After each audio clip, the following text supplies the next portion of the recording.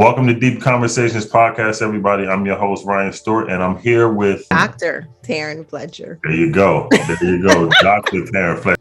I want to throw this over to you, and I want you to give the viewers just an idea of who you are, where you grew up, and just those things about yourself. Yeah, well, you know what? The origin of who I am today and the business and the work that I do to serve communities, it actually starts when I was about 5 years old, in kindergarten, believe it or not. So as a young, vibrant little brown girl going to a predominantly white school at the time, I learned pretty early that I enjoyed talking and sharing and getting to know people and building relationships and helping if I could, which also in a nutshell meant I was busy. Right. That's right. What it meant. It meant I was talkative and busy all throughout the classroom. But I learned by the end of that the end of that kindergarten year, I learned that teachers didn't like those kinds of students. And they preferred me to be quiet and to sit in my seat and to keep my opinions to myself and to do as I was told. And I always followed directions. I still can be, someone that will check the rule book first. Yeah.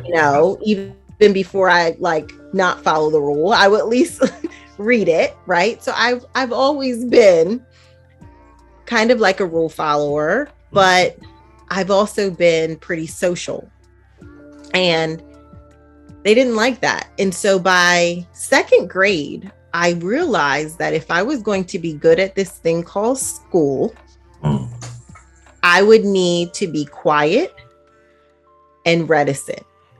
I would need to cut off who felt natural to me and be someone that would be palatable, acceptable, and really just someone who wouldn't push back at all, wouldn't buck the system at all.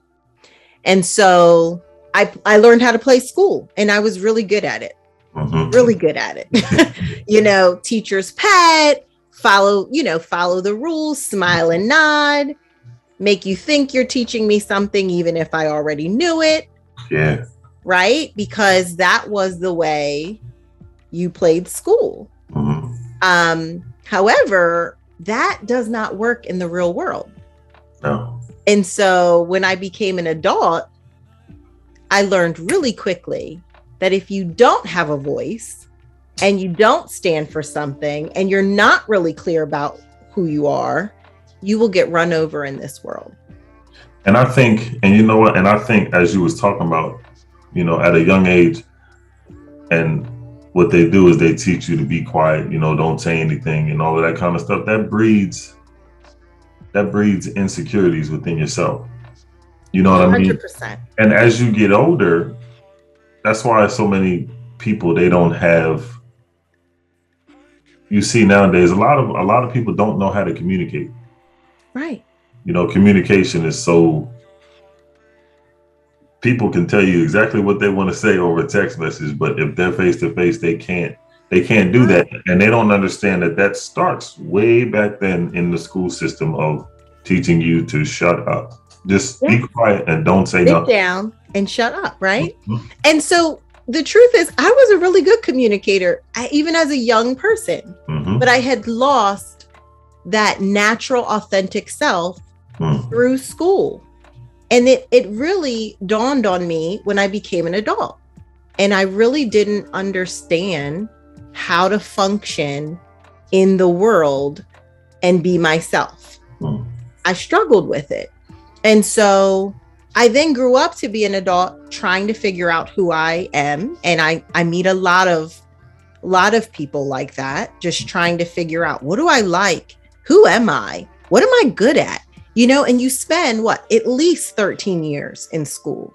And that's the least you should come out knowing and understanding who you are and what you're good at, right? Yep. But particularly for children of color, that's not what they leave with. They leave with a lot of stories about what they need to fix about themselves, what isn't working in their lives, how school just didn't feel like it was made up for them.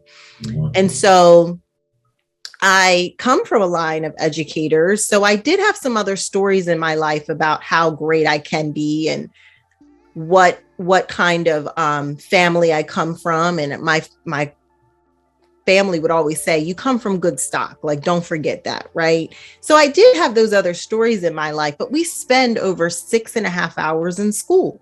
It's a lot of time that we're spending in school. And so fast forward to my adult, I finished school. I study education pretty aggressively. I graduate with a 4-year degree in about 2 years and 7 months. So I was really aggressive about getting into the work world. I become a teacher, and I get there and I see some of the same.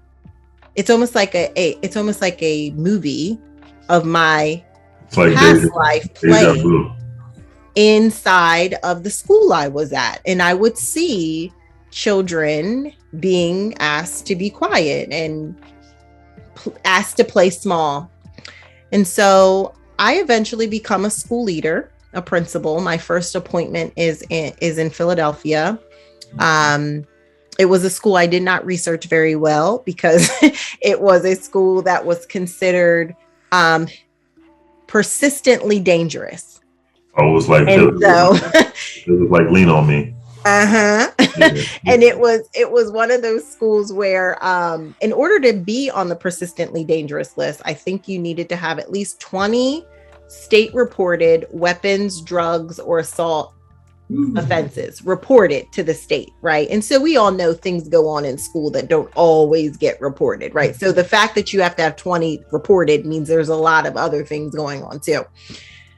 So long story short, I get there and I realize that in the training that I'm getting, in order for me to turn this school around, I'm actually being trained to quiet young people and to actually create an environment where there's also some sort of fear of following or not following the rules. And for a year, I buy into this. Even though I know what my life was like, I knew the hurdles that I was trying to go through as an adult. And I still did it because I'm thinking, well, I got to be successful at this. I've got to turn this school around. And what I'm being told is the way you turn it around is you create an environment that is not full of freedom of choice, that is not full of freedom to think different thoughts. You are creating a space where it's very tight. It's that space where you have to walk with your hands by your side and no talking in the hallway kind of experience, which some schools go by. I get it. But in the real world, we walk, we swing our hands a bit, right? We might casually say something, right? So if we're preparing people for the real world, why is it that there's a feeling of prison a bit, just like this very staunch experience? And so I do it for a year, get lots of accolades. But I have this juxtaposition happening in my life where my kids are going to a school that is very different than the one that I am actually leading. Wow. And it was powerful because that's the point of aha moment of you actually do know better. Yeah. The question is, will you do better?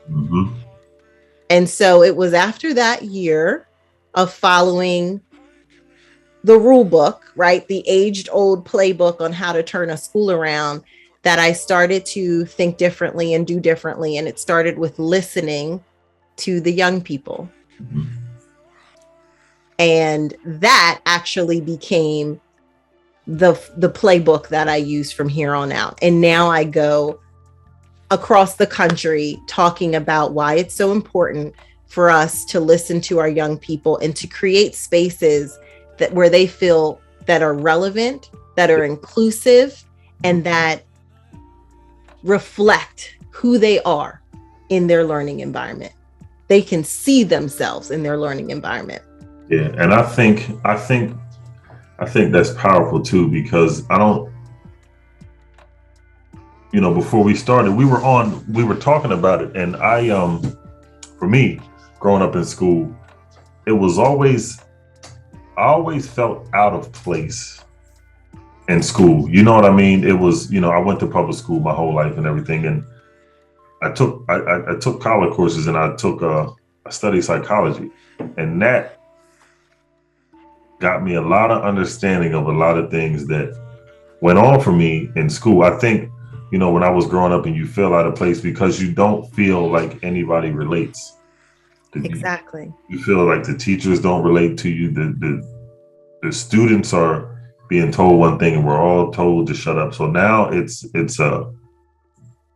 all of this is on you, and you feel like you can't express yourself. Right. The only way you start to express yourself is through arguments, because it's built up rage. Yeah. So it's arguments. It's now you're fighting. Yep. You're talking back to the teachers, and it's all just, it's naturally all for attention, just because, like you said, I need to be heard about something. Just, Exactly. and you're trying to teach me something that is, it's not, it wasn't helping me. You know what I mean? It wasn't helping me and preparing me for nothing for the real world. I don't know how many times I've heard people say a lot of stuff in school you don't use for the real world. I know. And you know what? I would agree to some extent, but I think the work that I'm here to do is to help educators and help leaders.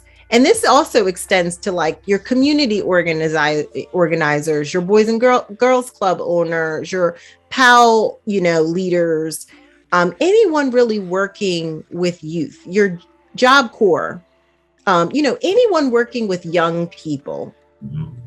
From, I'm talking 3 years old to about 24, even some college age.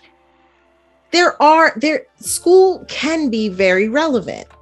But what makes school relevant is your audience. So what makes anything relevant is it mattering and being meaningful to the person who's in front of you. So that's anything, right? So school can be, but it requires educators to connect and piece together the relevancy for the student, or to create the space for you to see yourself reflected in the learning. And therefore, when I can see myself reflected in the learning, then that is relevant. It's speaking directly to me. Right. And so it's work that we have to do, but part of it comes from the cultural mismatch that we absolutely have in education. So 80% of our teachers are white women. Mm-hmm. It's a national demographic. So it's a fact. And 51% of our students, particularly in our public school systems, are students of color. Yep. So there you go, right? That's a very clear mismatch, right? And there's lots of people working on lots of initiatives to fix that, right? You have initiatives where they're recruiting teachers and educators of color. You have hiring practices. You have DEI training that's happening. But what I like to focus on is people development and system development, because we can't forget that sometimes in some of our experiences, it is people that look like us that sometimes have done the most harm to us. Yeah. Right? Yeah. And that's one of the hardest things that was hard for me. I think that hurts the worst. I think that hurts the worst when it's your own, because there should be a level of understanding that nobody else understands, and for you to take that jab at me, that is like, I mean, that's like family. That's what it feels like. Yeah. But what we have to remember is that we're all from the same social construct. Mm-hmm. So just like, let's say the white man saw this black criminal on television, the black man can see the black criminal on television too, right? It's not, we don't always have a moment of, but that's my own, right? And so, it can be very hurtful. And so my thing is, let's train everyone to understand the importance of cultural and social relevancy and inclusion. Another great example is culture is not just stagnant in it being like my race, my ethnicity, right? We're not going to change our race. We're not going to change our ethnicity. We can't change who we look like, right? So that's one definition of culture. Another definition of culture is community. Now, community is ever evolving, right? That would be like the hip hop culture. It evolves over time, right? So you can be of a static culture, right? Meaning a Black person. You can be of a static culture and live inside of a community, and those two worlds still don't really understand each other. Right. A great example is maybe the trans community and the Black trans community. There are many people, Black people, who don't understand nor agree the LGBTQIA plus community. You could call it whatever you want, homophobic, transphobic, whatever, but there is a belief about that community. But then there are people who are Black and brown that live in that community. They can't change who they look like, but they're of this community where they're not accepted by their own people. And so, yes, it's hurtful, and which is why we all need education, and that education is ongoing. It's not, oh, I learned about the importance of Black Lives Matter, so I'm done, I'm good, I did that training, check off the box. No, because community is ever evolving, and once you think you know something, there's something else you just learned you're not aware of, right? Now, what are some things, you being a former teacher and superintendent, what are some things that you saw in the school system that you knew needed change, and that sparked everything for you to start running, going for your own vision? Yeah, well, I think the first thing was, as I shared, that juxtaposition of, sending my own Black son to one school and driving to another community that I didn't live in, which I think is really important to call out. I'm of color. We all looked the same for the most part, but we were of different communities. Yeah. And so the messages that I was getting was, this school didn't know how to run itself. It wasn't a good one school. You need to come and fix it. And you know how, you know how it's supposed to be. This hat of like, I'm coming into your community as the expert and telling you what's good for you, right? There's something that we have to fix about that entire conversation, because the people closest to the closest to the problem, in my opinion, are the people that we should put in power to actually solve the problem, right? We can support, we can collaborate, but this idea that they're not enough to solve and create change in their own community is BS. I didn't mean to cut you off, but I always look at it like, you have public schools and you have private schools, and public schools, they tend to teach you a trade. You know what I mean? In public schools, they're teaching you a trade, and private school, they're teaching you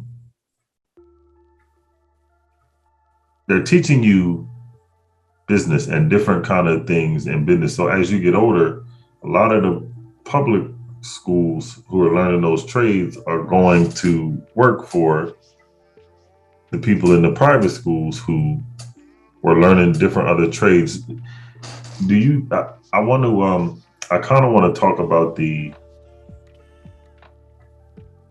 curriculum in public schools. Do you feel that needs to be changed?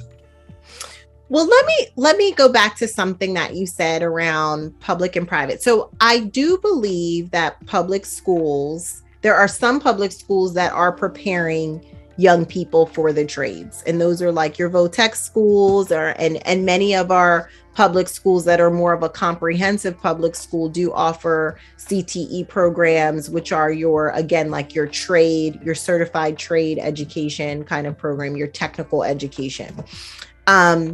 And what I think you're getting at is that even if it's not a CTE program, there are instances inside some of the public schools in your experiences that you just didn't feel. There were different kind of conversations happening. Yeah, it was. Right.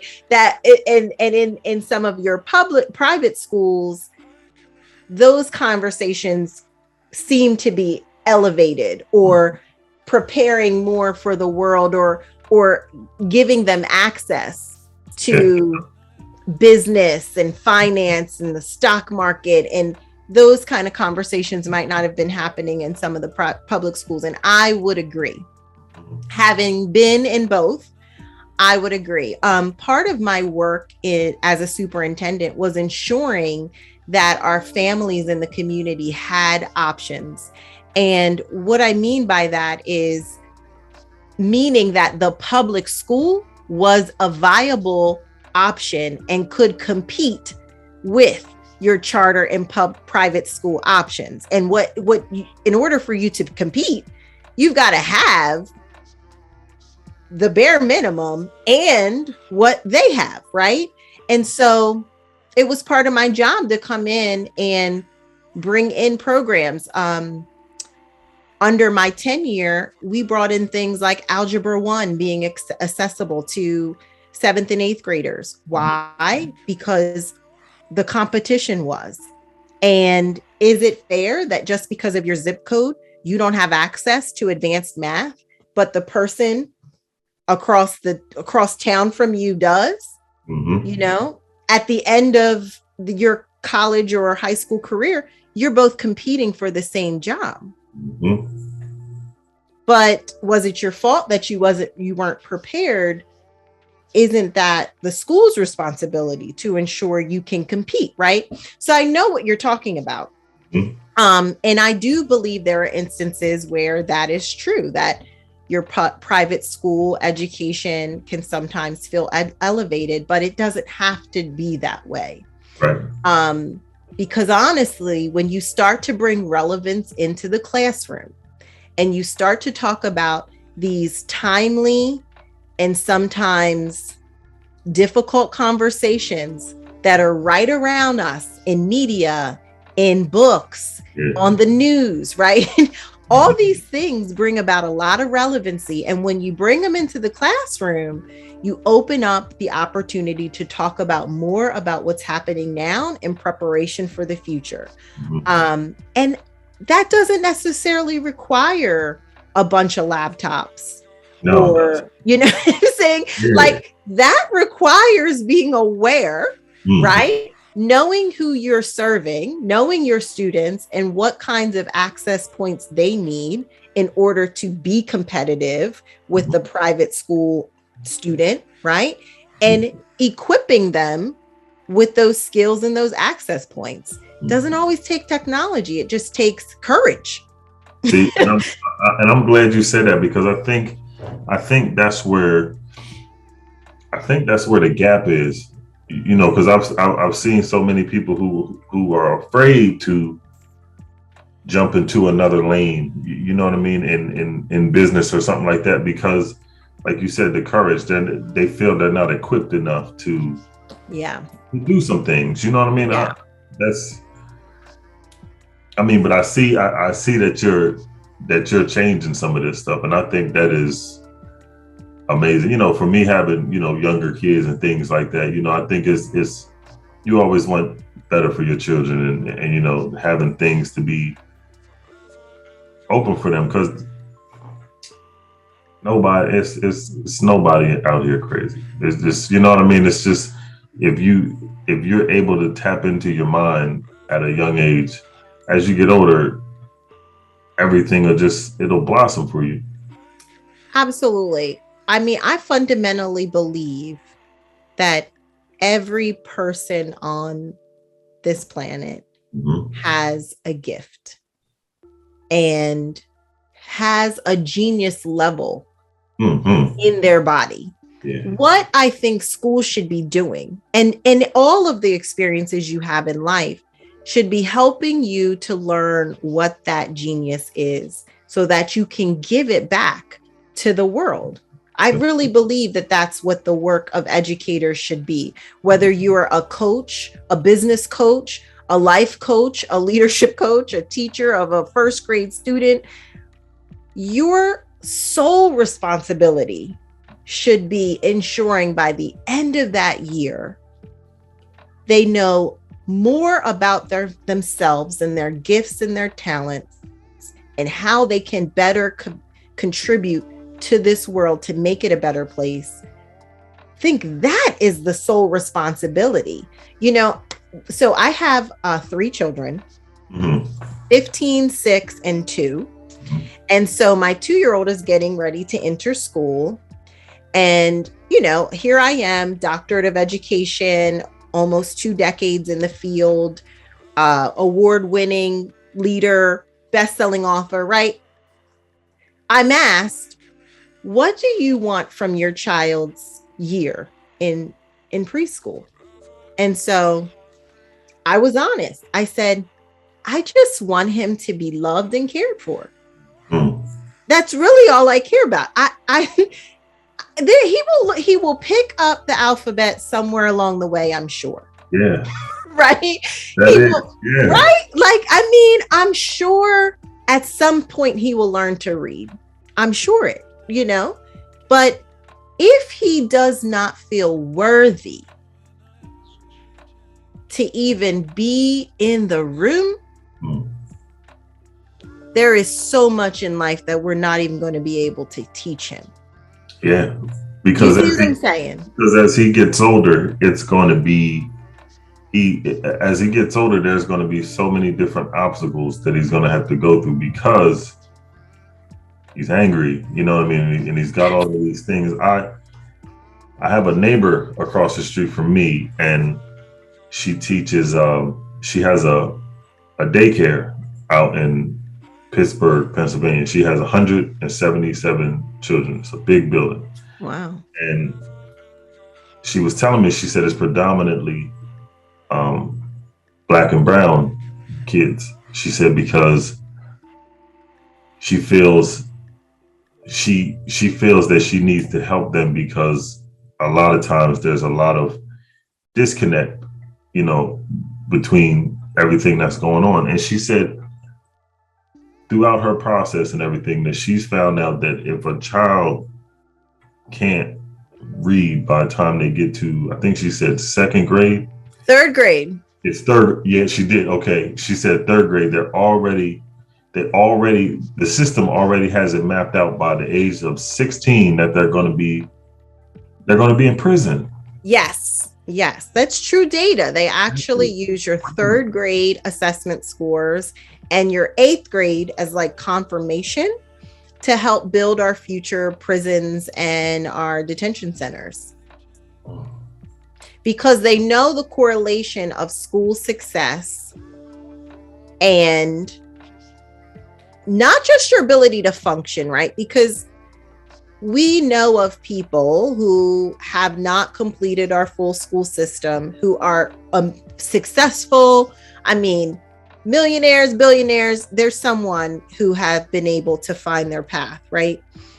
But what we do still know is that there's so many social skills that we're building in school. We're building habits while we're in school. we're informing who we are while we're in school. Your formative years are between birth and I think it's like age 5, right? So you're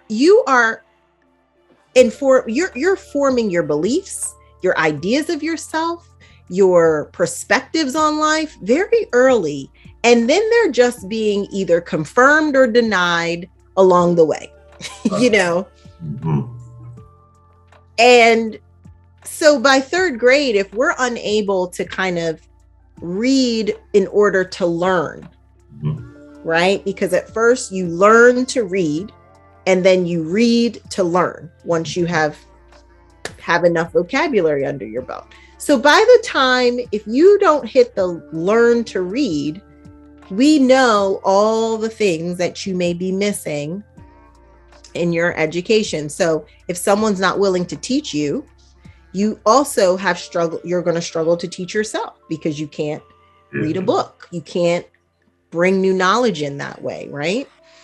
And so we know enough to know how important school is, important literacy is, to just help build better humans in the future. School is so very important. We need people that care about this, you know?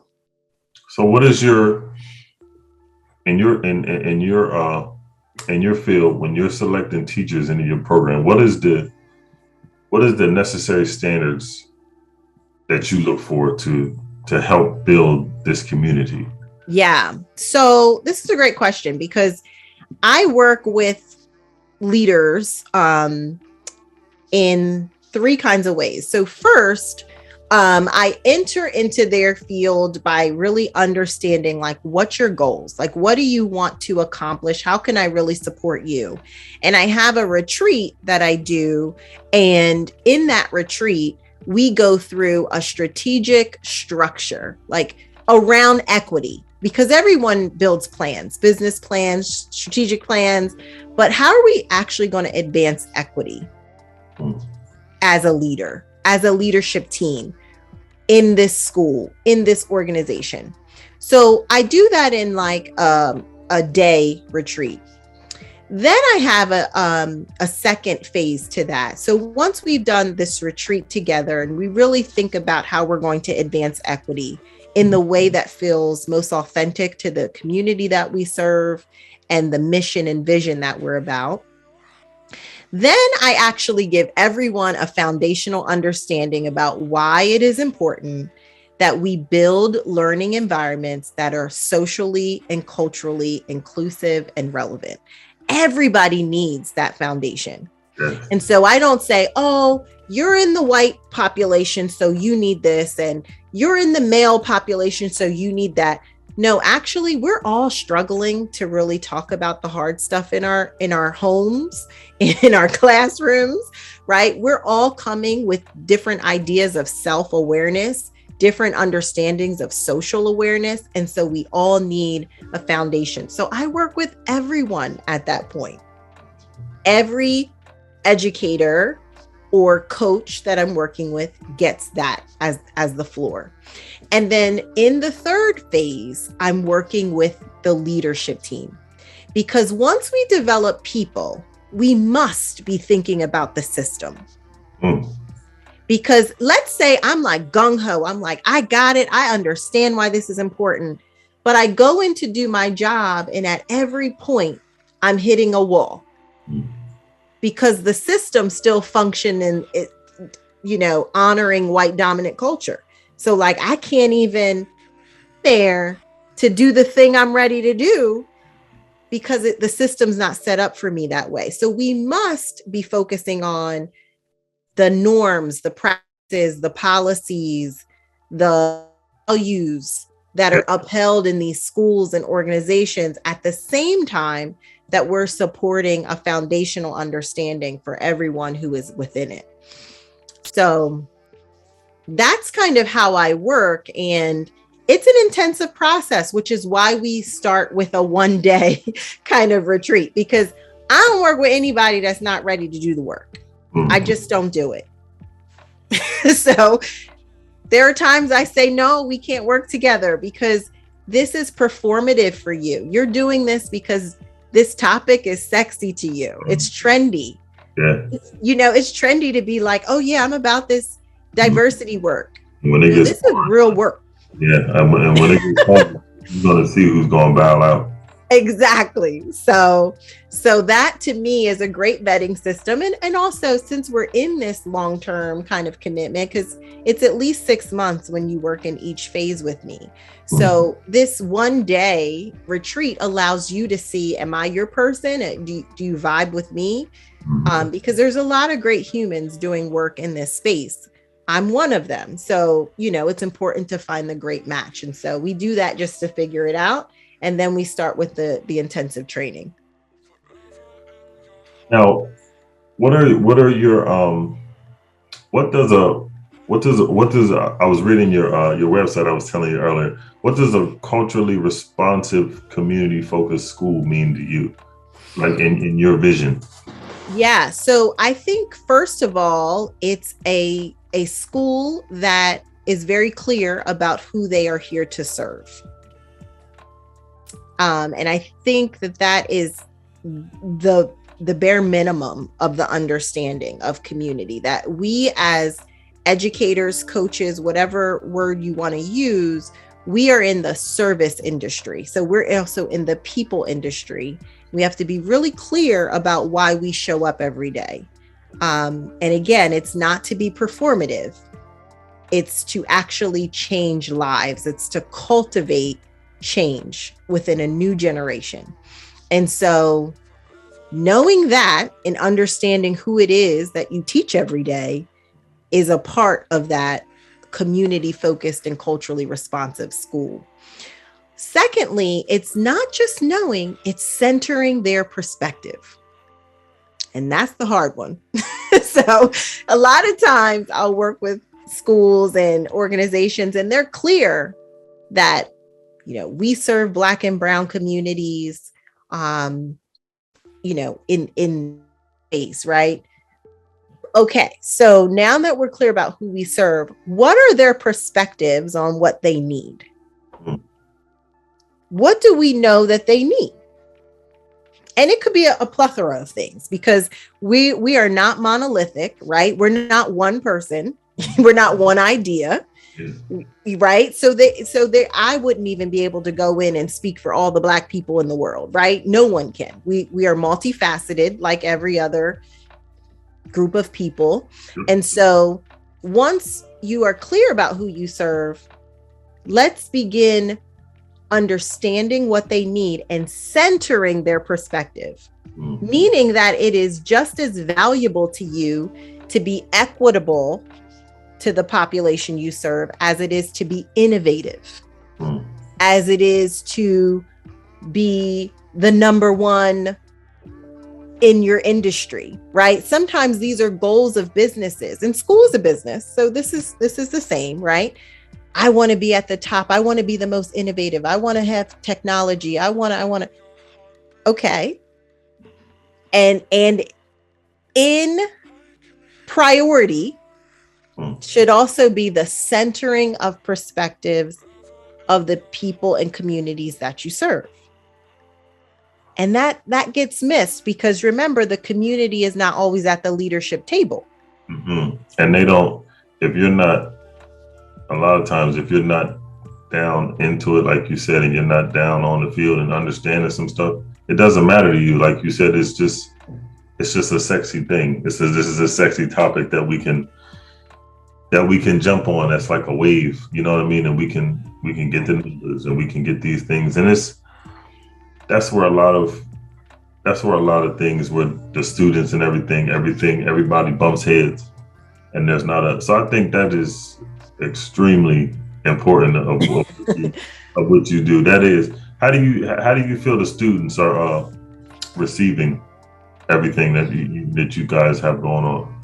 Young people are my favorite. Now, I will tell you, the one thing I've struggled with young people is the whole social media thing, because I'm not as savvy as I want to be, but yeah, young people they give me life. They really do, because they are probably more clear about the problem and the solution than we are, but we're not listening to them. And oftentimes we don't value what they're saying because, you know, they're so young. They don't know. They haven't lived life. But if I could speak for young people, particularly like your high schooler, who has just gone through COVID and not being in school for almost 2 years, you know, I would say they want you to know that as an adult, you feel like you've been through a lot. They feel the exact same way.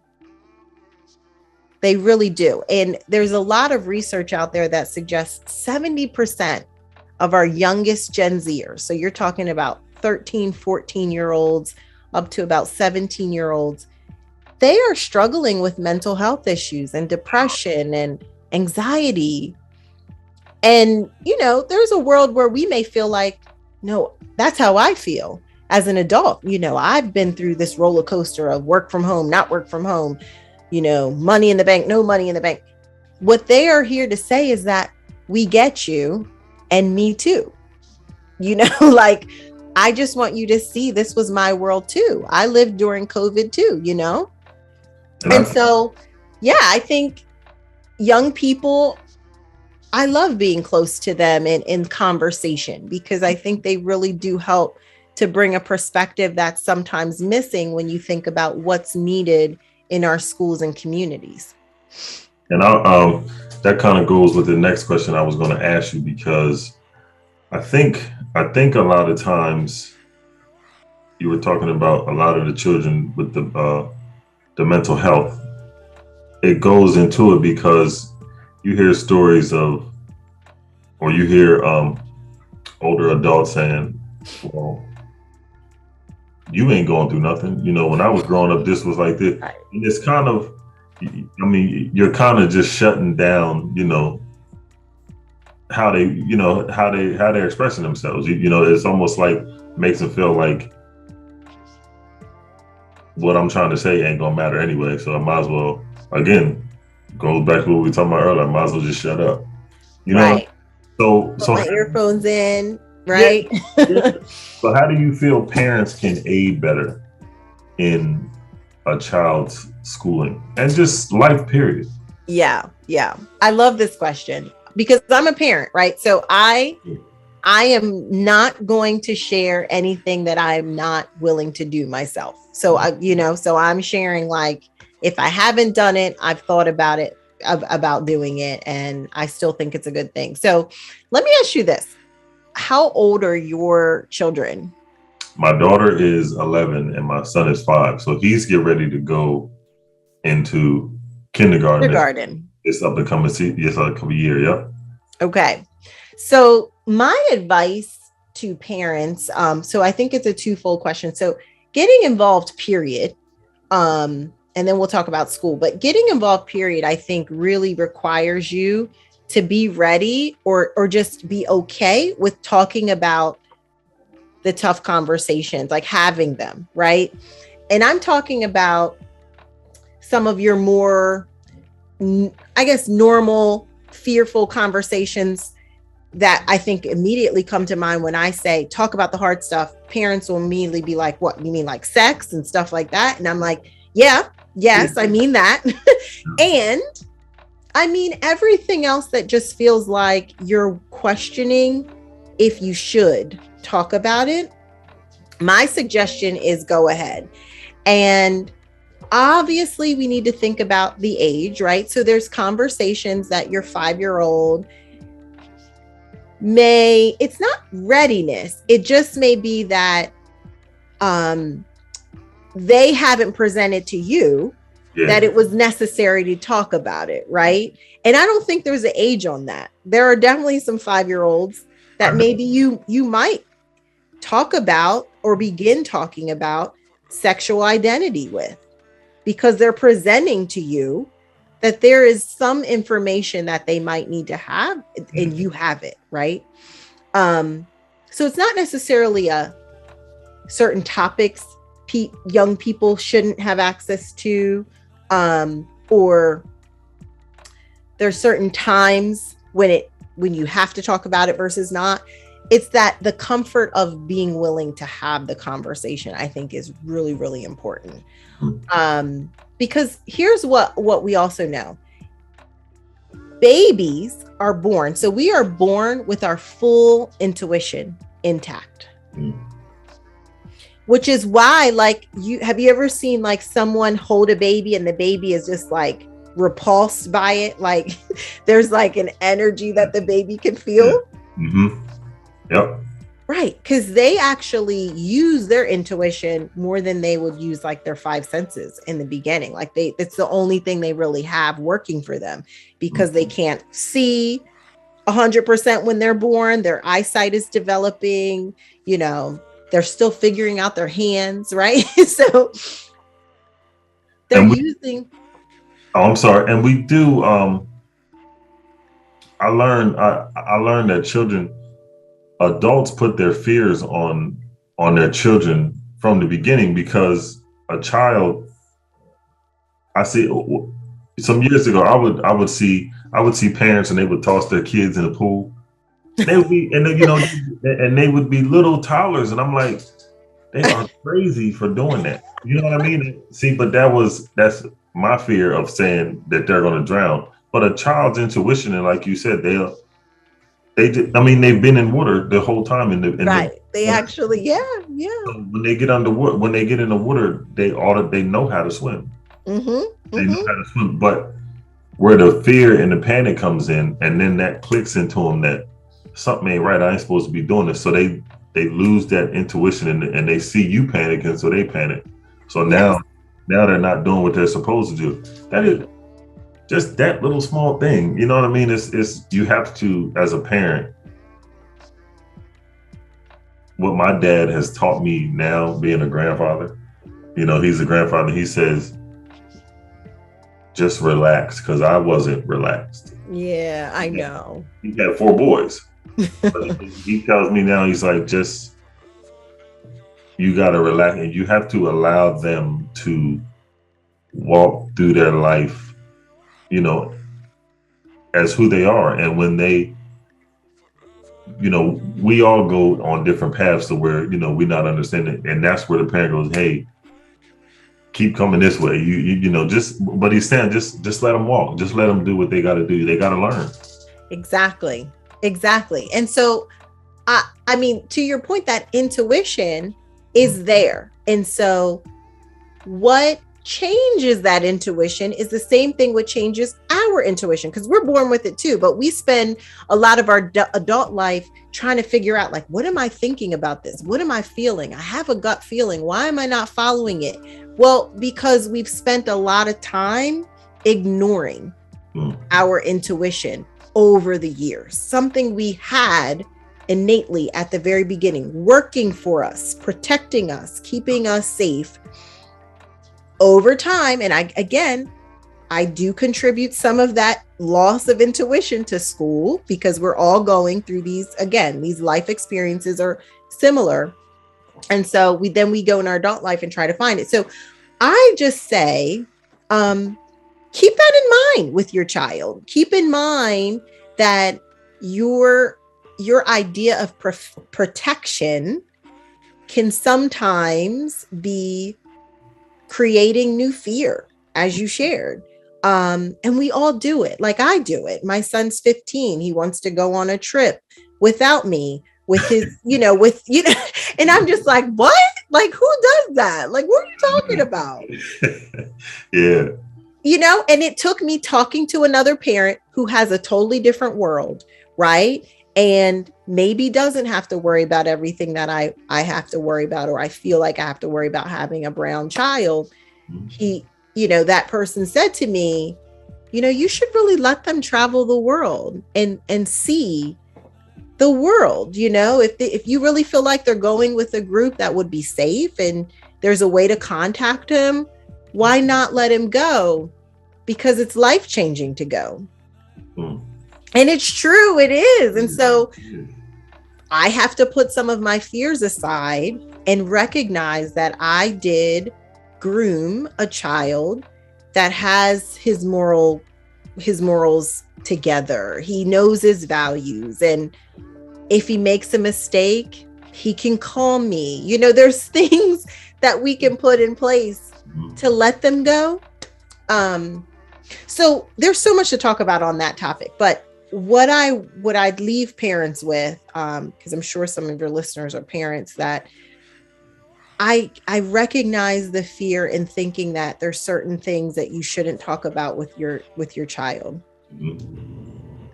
I would say this: if they're anywhere near a news channel, or if they're at your dinner table while you are talking about these very things that you think are taboo for your child, rest assured they know more about them already than you think.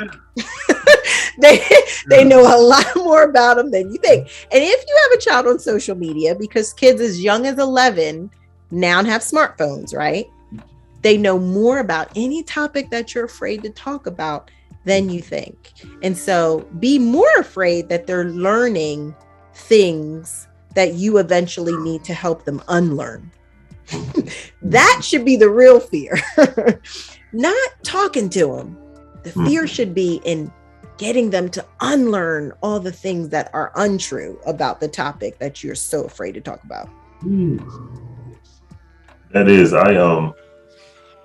because my daughter, you know, I have 3 other brothers. My oldest brother is 42, and you know, I always go to him with questions because he has, you know, my 15-year-old niece.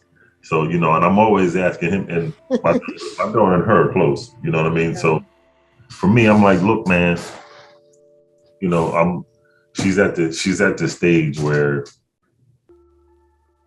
she's learning, she's learning her emotions, you know what I mean? She's learning her emotions, she's learning different, and in school, I noticed when she went into kindergarten, she was so excited, you know what I mean? She was so excited to express herself.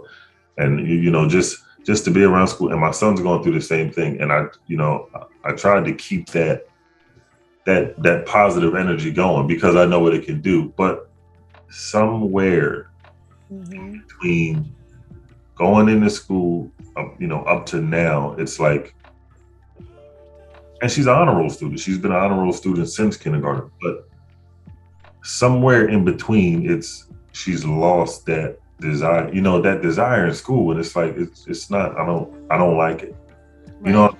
So it's like I'm asking, and so she's at the stage where she's a little snippy, you know what I mean? because she's learning her emotions and she's going through it. And sometimes I got to sit back and I got to tell myself and talk to myself, and I got to say, instead of getting so frustrated all the time, you know what I mean, with just her being snippy, you got to understand that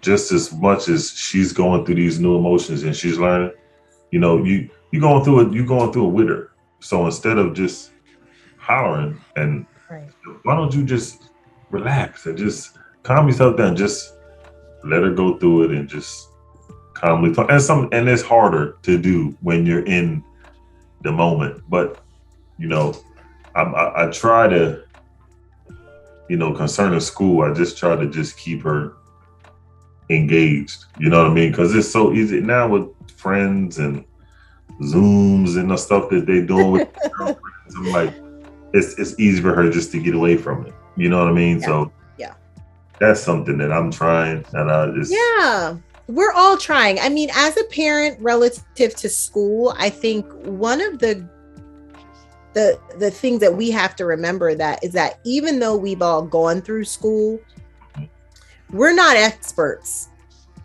on school. We've just gone, you know what I'm saying? Yeah. So you can take the pressure off of yourself to feel like, why don't I know what's going on? Because you just went through school. You were just experiencing it. You're not an expert in it. And so give yourself some grace.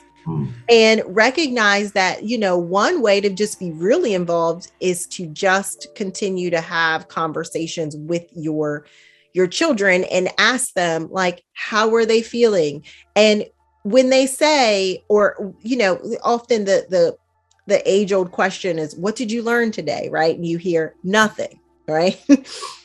I've even gotten that, right? And so maybe switching up that question, instead of saying, what did you learn today? You might even ask a question like, what surprised you today about school? Like what surprised you? Was there anything that surprised you? And you might get a nothing, but you'd get a perk like surprise me. You know, or you might ask a question again, instead of what did you learn today? You might say, what do you wish you would have learned today? And you might get a little bit of interest, like, oh, you know what? I really wish we wouldn't talk about American history so much, and I wish we would talk a little bit more about this, or, you know, why are we always talking about these dead people? Why don't we talk about the people that are living right now? And that gives you a perspective on like what her interests might be, or what they are talking about in school. And maybe there can be an advocacy of that. And I want to also let parents know too, you don't always have to be inside the school to be involved. A part of being involved is just at least trying to stay in the know as much as you can. So check those book bags. Like when you get home and you see that book bag, go through it. And yes, there will be pages upon pages crumbled at the bottom. Grab them, open up. If it's a blank worksheet, ask, why is this blank? Were you supposed to turn this in? You know, I mean, but if you're not opening the book bag and you're not checking it, you know, there's just a whole lot of information like you're not getting. And so I think that's simple. That's something simple you can do, that you can do in the middle of the night when you get home from your shift and everybody's sleeping. Go look for the book bags and rummage through. Yeah. Yep. And you know what? And you, because my wife, she does that. You know what I mean? You see your book bag and she goes through stuff, and it's funny because I'm learning stuff from what she does. Because like you said, I'm not no expert. I'm just like, you know, for me, I'm like, did you do your homework? Right. And she's like, yeah. And I'm like, okay, well, show me. You know what I mean? So that's a good follow-up question. So that's what I mean, but just different things that she does. I'm picking up on stuff like that. And I know we be talking to each other sometimes and we be like, I know we getting on her nerves, but hey, you know, if we wasn't, you kind of wonder how, you know, how would she feel then? You know what I mean? Well, ain't nobody paying attention to me. Right. And there comes a time when you can back off, but you have to, I think, again, in those formative years, you are building muscles, you're building habits for them, right? So, you know, and when I say building muscles, I mean, you are helping her and your son to build muscle memory on how we organize ourselves in life. You know, how we follow up on things, how we follow through on things, you know, and then there comes a point where the lesson is learned. It now needs to be practiced and exercised. You know what I'm saying? And I think that's like middle schoolish to high school.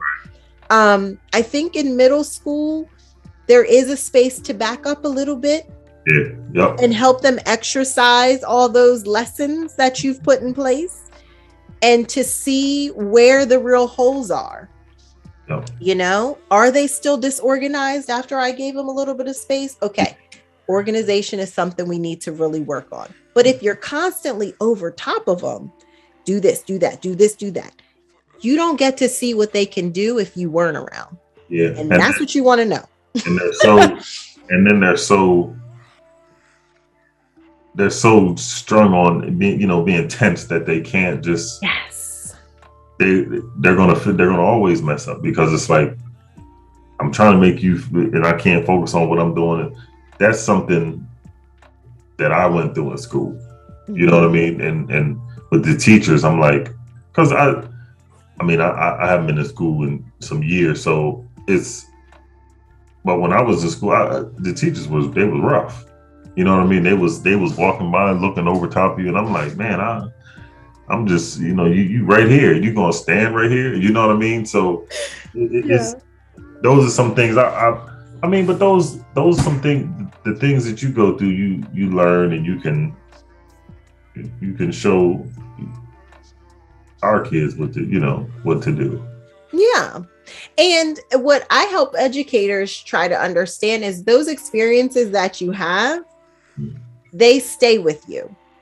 Your schooling experiences actually stay with you. So when you see a parent, and this is so true for particularly teachers and educators that feel like parents aren't coming to things. Well, they don't ever come to the conferences. They don't ever, I do ask for them to take a moment to think about, perhaps consider that maybe their school experience was not great, and just walking up the steps to the room reminds them of all of the messages and stories that they collected along the way about how they're not great, how they'll never make it, how,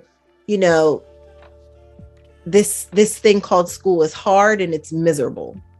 These are some people's school experiences. Mm-hmm. And so, believe it or not, when you're asking them to come up, yes, to be involved in their child's life, I do understand what we're asking.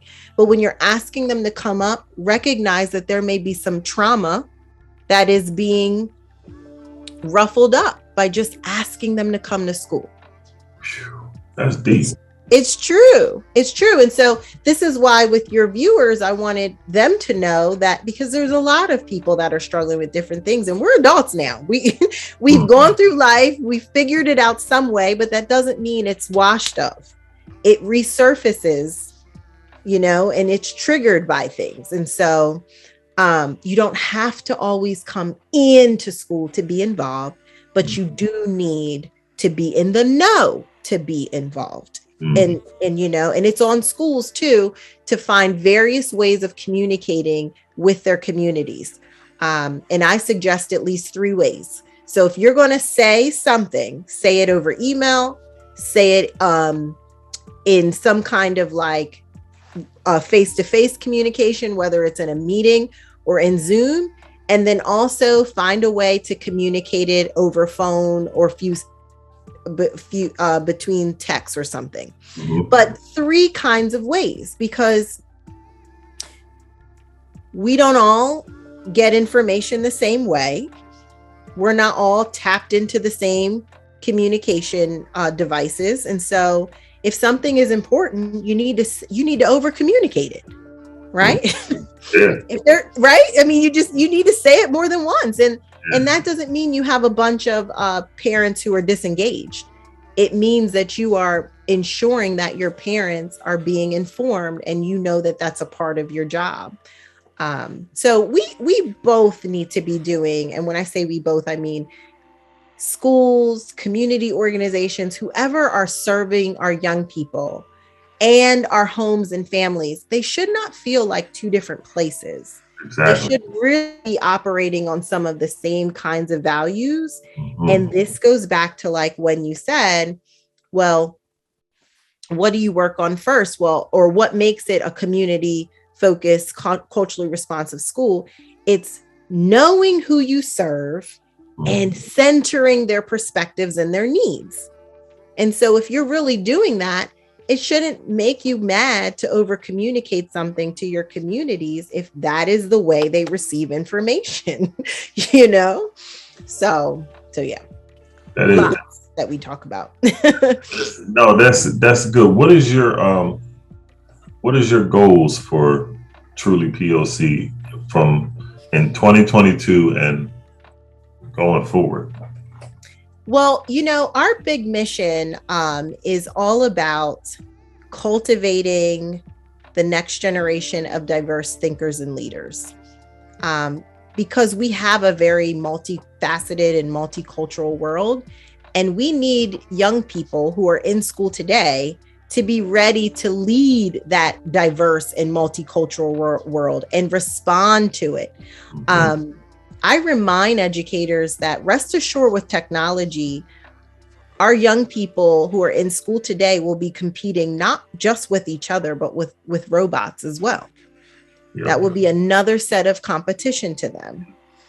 But one thing that we know already, I mean, artificial intelligence, they are working on helping robots to be to have empathy and things like that. But we are able to have and share emotion. Yeah. That's the beauty of being human, right? And so we need, for our educators, our coaches, anyone that's in front of our youth today, to help them build empathy, help them build and understand their own emotions and how they can use their emotions and their consciousness to build a better world. And that's something right now that robots just can't do. So, you know what I'm saying? So we can still cultivate the next generation of diverse thinkers and leaders that will lead us into the real big innovative ideas that are coming that we don't even know of. We haven't been able to think of them yet, but we can help groom the young people who will think of them. Right? And so that's why we're in business. That is why we're in business. And we know that in order to do that in the future, we have to do a lot of work right now. And so we don't just work in schools, we work in nonprofit organizations, we work in community schools, we work in community centers, because anyone that is interacting with our community and with our youth, we want to make sure that they are equipped, they are ready, they are recognizing that their work is ongoing, and that their job is really to pass on the power, not to hold on to it. It's to pass it on. And so, right? It's your job to pass it on. And I'll leave with this. I think the most important work to me outside of all of that is that we have community organizations and schools that recognize that our young people come to us with a ton of value already. They show up to your door with value. Taryn, as a young 5-year-old, came to a classroom with gifts and talents that I now get paid to use every single day. Right? But I was being told every single day that what I came to the table with was not valuable or worthy of paying attention to or using or activating in some way in this classroom. The only thing that teacher thought to do was to shut me up and sit me down. Right? And so that's really near and dear to my heart, because I was the kid that didn't feel valued in school as a little person. Right? And so I want those in front of our young people to know that they come to you with a ton of value and cultural worthiness and cultural wealth. And your job is to tap into it and to use it as a launch pad to teach them new things, right? Not to tell them what they learned or know or understand from their community is not worth knowing or is a deficit. It's actually capital. It's cultural capital. And you need to use it in the classroom to teach them new things. I like that. Cultural. I do. I like that. I'm a youth. Yeah, that's Yep. That's amazing. Where can they find you on social media? So I am on Twitter, LinkedIn, Instagram, Facebook at Dr. Taryn Fletcher. And I want your viewers to know that if they go to trulypocevolution.com/resources, I have free stuff on my website that they can grab. So one is a value voice reflection tool. And so I think this is good for anyone who really struggles to either have difficult conversations or is somebody that when they are in the middle of a difficult conversation, they have a hard time staying there. They're like already thinking in their head, like, I disagree. Nope. I don't want to talk to you no more, right?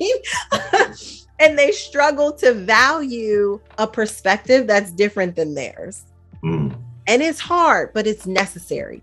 It's necessary. Even when a perspective is not aligned to you, it is important for you to know it exists, and there's still something you can learn from that perspective. So that value voice reflection tool is on there. Grab it. It's completely free. And then I have a book called In All Lanes, Action Steps for New Leaders to Empower Black and Brown Students, Rethink School, and Transform Behavior. And there's an action guide on my website that's completely free.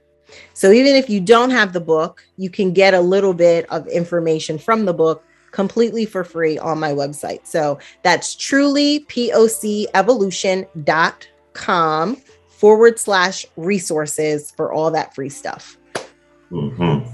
And I'm gonna tell you, this for me, this has been eye-opening for me, because I mean, it's they say you learn something new every day, but this information is, just the things that you were talking about with, just now with, somebody's opinion, you know what I mean? It just, because sometimes we all struggle, and sometimes I'm like, look, man, I may feel that it sounds crazy or something, but it's like you said, it's important to know that opinion exists.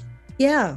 You know what I mean? So this conversation, I appreciate you so much. Oh, I appreciate you too. Thanks for having me. Yeah, this was an amazing conversation. It really was, and it was really informative. And again, I can't thank you enough for blessing my podcast. Oh, listen, it was my pleasure.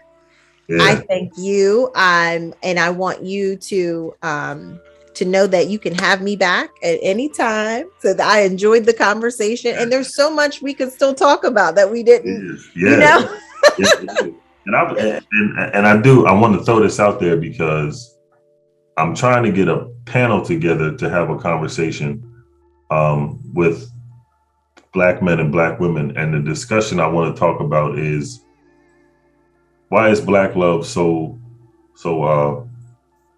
difficult to connect with? You know what I mean?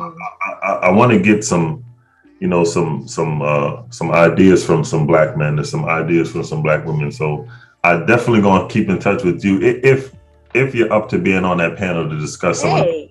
I'm up for it. That sounds like a juicy, controversial panel. And it's funny, because everybody who I ask, they say those exact words. They say that's like a real juicy, controversial conversation. Listen, and I'll be on it. And what I'll do is I'll give everybody some tools, either on the way out or before they start, to really be able to have the conversation. Again, I feel like this. You can have any difficult and controversial conversation if you come into it with the learner stance. Mm-hmm. Yeah. Right? Yeah. Not the stance like, I'm here to prove you wrong, right? Exactly. The stance of, I didn't think about it like that way before, but maybe I will. And when you come in it to that way, as someone on the other side of the conversation, you can bring your guard down. There's less pressure. And then you really allow for the other person to be heard. Yeah, I see. And that's why when we started the conversation, that I said I wanted this podcast to be called Deep Conversations, because there's always a fear of just communication. Yeah. Whether it just be with people, whether it be in relationships and all that kind of stuff. So I've always wanted to have a platform where people can come and just let stuff be said, and everybody around just be open. You know what I mean? Open, and not so aggressive with jump backs and trying to be argumentative and all that. Just let's just listen, let's hear, and let's just have some proper dialogue. Yes. And you need to prepare to have a round two. Because if you can't just have one. Yeah, because because I think, and that's true, because I think that's going to be, that might turn into a series or something. A new podcast. You see that? There you go. Yeah. So I do. I thank you. Thank you for coming on. I really do. I appreciate you for being on here with me. Thank you so much. I appreciate you and have a great night. Thank you. You're on YouTube, baby.